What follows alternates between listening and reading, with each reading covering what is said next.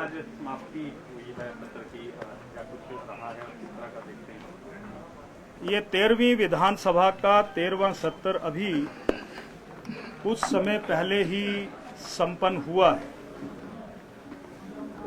अगर मैं 5 दिन के बारे में कहूं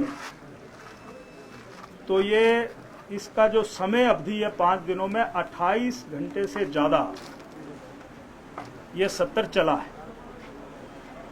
और 14 तारीख को जो प्राइवेट मेंबर डे था उस पर भी प्रस्तावों के ऊपर चर्चा हुई। जो मैंने सत्र शुरू होने से पहले सभी माननीय सदस्यों से आग्रह किया कि आप नियमों की परिधि में मैं आपको बोलने का पूरा समय दूंगा और 13 दिसंबर का जो दिन था उस दिन हमारा सदन 9:15 बजे तक चला, जो एक कीर्तिमान बना। और ये कीर्तिमान इस रूप में भी देखा जा सकता है कि जो चुने हुए प्रतिनिधि हैं उनकी सदन के प्रति आस्था या जो विषय चर्चा के लिए है उनको अपनी बात रखने के लिए इस माननीय सदन में बैठना होगा, तो वो भी एक नया कीर्तिमान यहाँ पर चर्चा के रूप में बना है। और मैं हिमाचल प्रदेश सरकार का बहुत बहुत आभार प्रकट करना चाहता हूँ कि उन्होंने भरपूर सहयोग दिया। मैं हिमाचल प्रदेश विधानसभा सचिवालय का भी अधिकारियों का, कर्मचारियों का आभार प्रकट करना चाहता हूँ कि उन्होंने विपरीत परिस्थितियों में, कोरोना है, थमा नहीं, खत्म नहीं हुआ, उसके बावजूद भी यहाँ बढ़िया तरीके से कोविड के नियमों की पालना करने के बाद ये सत्र का संचालन हुआ। उसके लिए स्वास्थ्य विभाग का भी आभार और मैं आपका भी आभार प्रकट करना चाहता हूं कि हमारी सारी बातों को आपने जिला, प्रदेश, देश तक पहुंचाया। और हम क्या हैं, हम क्या चाहते हैं, इस स्वर्णिम हिमाचल को कहां ले जाना चाहते हैं, उसको आपने जन जन तक पहुंचाया। मैं प्रदेश के अधिकारियों का भी आभार प्रकट करना चाहता हूं, मैं जिला प्रशासन का भी आभार प्रकट करना चाहता हूं कि आप सभी के माध्यम से ये सत्र का संचालन बढ़िया तरीके से यहाँ पर संपन्न हुआ। और जब सत्र शुरू हुआ था तो 3 इस माननीय सदन के कभी रहे विधायकों को हमने श्रद्धांजलि दी।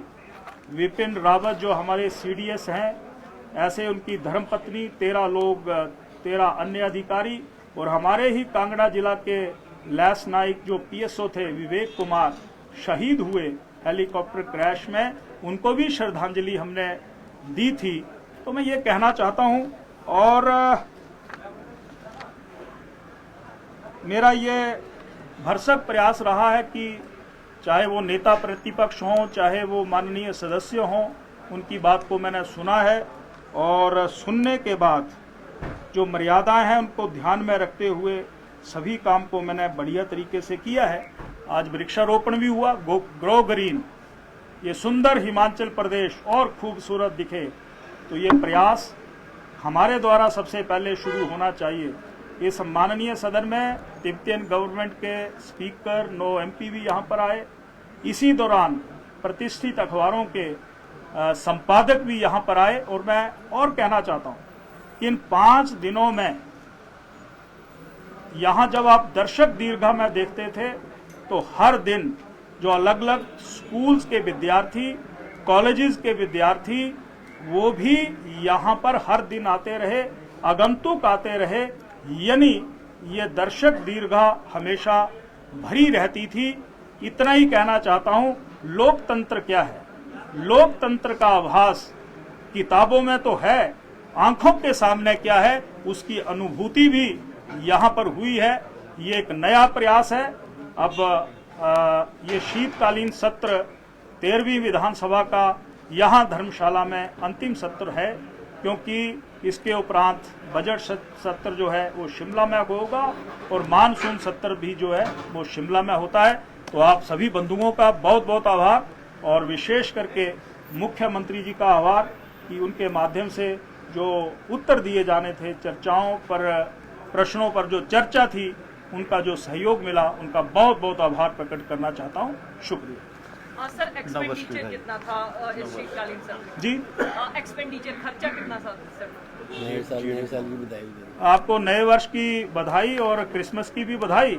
और माननीय मुख्यमंत्री जी के 4 वर्ष 27 दिसंबर को पूर्ण हो रहे हैं, तो मुख्यमंत्री जी को बधाई। खर्चे की बात करेंगे। आपको भोजन स्वादिष्ट लगा हमारा? सर टोटल एक्सपेंडिचर आपको विधानसभा का जो बैठने की व्यवस्था थी, रहने की व्यवस्था थी, वो अच्छी लगी? बहुत बढ़िया। बस टोटल एक्सपेंडिचर की भी हम बात बताएंगे। अभी तक तो जो खुशनुमा माहौल है उसको और खुश बनाइए। धन्यवाद सर। शुक्रिया।